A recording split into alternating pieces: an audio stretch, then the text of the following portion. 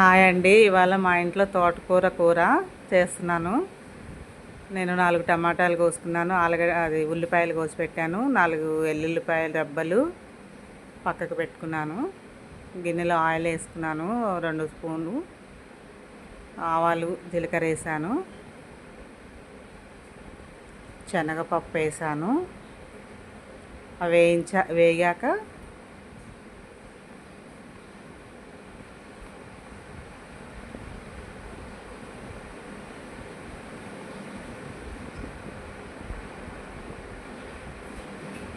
వెల్లుల్లిపాయ రెబ్బలు వేయాలి.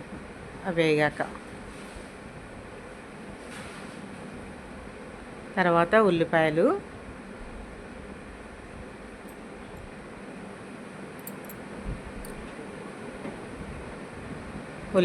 వేసేసుకొని అన్నీ మంచిగా వేగిన తర్వాత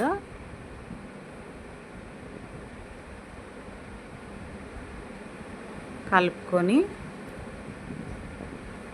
మంచిగా ఎర్రగా వేగాక కొత్తిమీర, కరివేపాకు వేసానండి. వేయించుకోవాలి మంచిగా.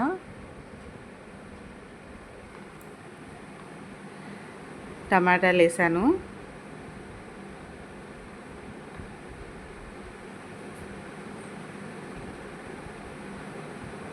ఇప్పుడు తోటకూర వేస్తున్నానండి.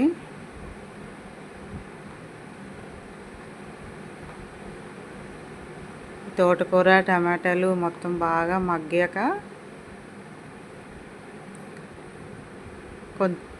కొంచెం ఉప్పు వేసుకోవాలి.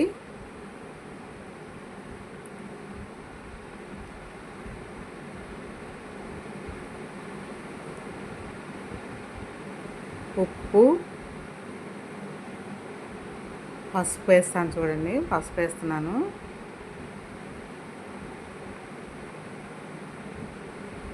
పసుపు వేసాను. ఉప్పు, పసుపు వేసాక మూత పెట్టేసుకోవాలండి. కలుపుకొని మూత పెట్టేసుకోవాలి.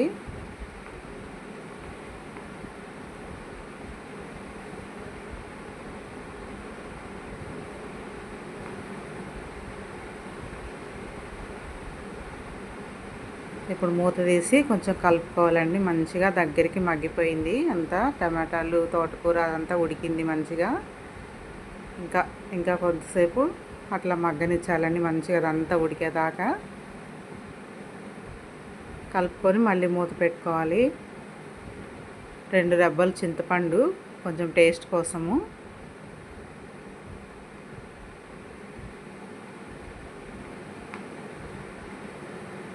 వేసి కలిపి మంచిగా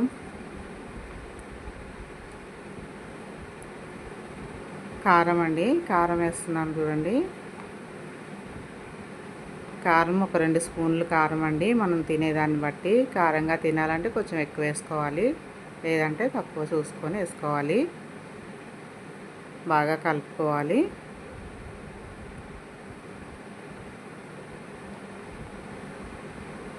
మూత పెట్టేసుకొని మళ్ళీ తీసి కలుపుకోవాలండి.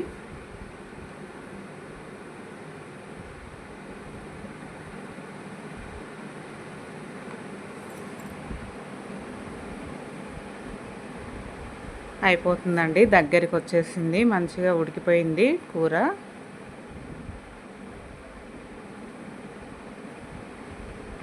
ఆఫ్ చేశానండి. అయిపోయింది.